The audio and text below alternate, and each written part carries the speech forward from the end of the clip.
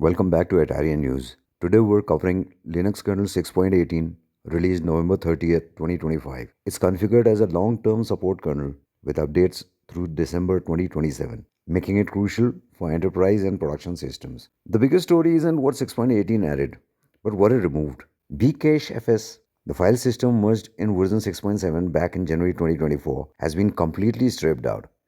That's 117,000 lines of code gone. The removal followed ongoing disagreements between maintainer Kent Overstreet and kernel development policies around late feature submissions and feedback resistance. Bcachefs was marked externally maintained in 6.17, then fully removed in 6.18. It remains available as an external DKMS module for those who still want it. Memory management gets a major upgrade with sheaves, a per CPU caching layer for the SLUB allocator. Instead of CPU cores competing for shared memory resources, each gets its own local cache. Real world testing shows 11 to 17% performance gains for typical workloads, up to 31% for larger operations. For high traffic servers, these gains compound rapidly. The swap system received a complete overhaul with swap tables, a new abstraction for managing data movement between RAM and storage. Benchmarks show 5 to 20% throughput improvements, combined with better large page allocation that cuts system time in half during heavy workloads. Memory management in 6.18 is substantially faster. Networking improvements are substantial. UDP received performance jumped 50% through NUMA aware locking and optimized data structures. Under attack conditions, the gains are even larger. Since UDP powers streaming, gaming, VoIP,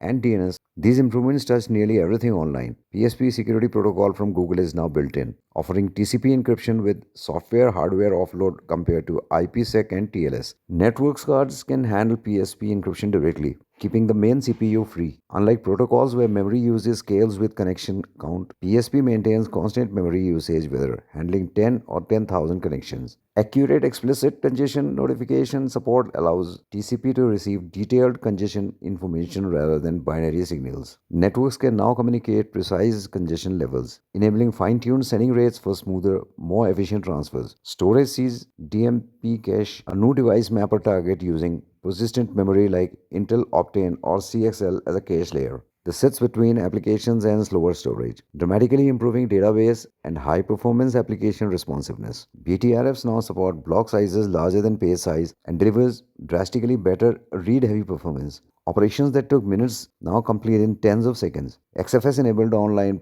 file system checking by default. Ext4 added a new IOCTL interface, letting tools like Tune2FS modify parameters without raw block device access. Security advances with signed BPF programs. BPF, the Berkeley packet filter, runs small programs inside the kernel for filtering, monitoring, and security. Previously requiring root access, cryptographic signing now opens the path for unprivileged users to load valid programs. This is foundational work for sophisticated future security policies. The audit subsystem now properly handles multiple Linux security modules simultaneously. Systems running both SE Linux and AppArmor no longer experience confusion about which framework generated which events. KVM virtualizes control law enforcement technology on Intel and AMD processors, letting virtual machines use these hardware security protections. AMD SEV-SNP gains ciphertext hiding, making it harder for malicious hypervisors to spy on encrypted guest VMs. Apple Silicon support expands with M2 Pro, M2 Max, and M2 Ultra device trees in mainline, though full functionality still requires Asahi Linux patches. Navio driver defaults to NVIDIA's GPU system processor firmware on Turing and Ampere cards, enabling better performance than reverse-engineered approaches. Intel graphics added Wildcat Lake display support with Xe3 architecture.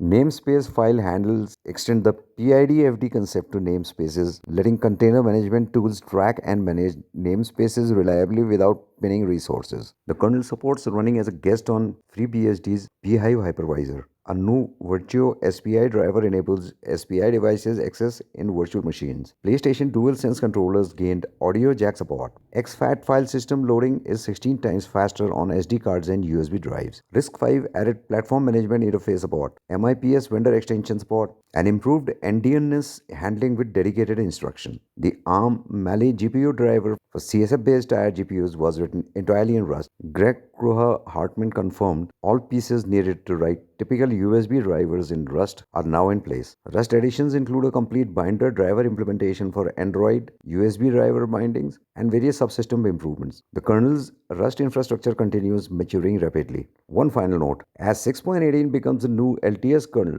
LTS 5.4 reached end of life after 6 years. The final 5.4.302 release included 1,539 documented unfixed vulnerabilities. If you're running 5.4, upgrade immediately. Linux 6.18 delivers meaningful improvements across memory management, networking, storage, security, and hardware support.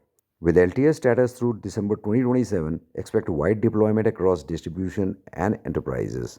I have also included a step-by-step installation of Linux 6.18 in Ubuntu in the description box below. Well, that's Linux 6.18.